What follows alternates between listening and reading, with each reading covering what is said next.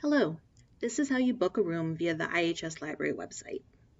First, go to library.shu.edu/IHS. From there, click on Reserve a Study Space. You will see the availability for single and group study rooms. Green means the room is available to be reserved. Red means it has been reserved and is not available. Please note that rooms can only be reserved for a daily total of 3 hours.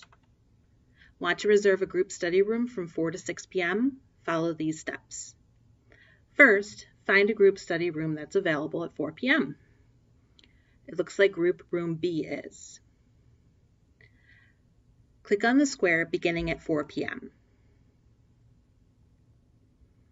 This represents 30 minutes.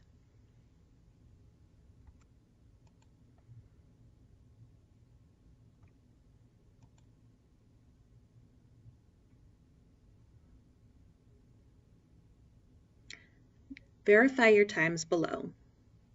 After you've done this, click Submit Times. You will be taken to the Booking Details page, where you will be asked to enter your name, email address, and school affiliation. When you are done, click Submit My Booking. You're all set. You will receive an email confirmation of your reservation. Need help? Contact us at ihslibrary@shu.edu.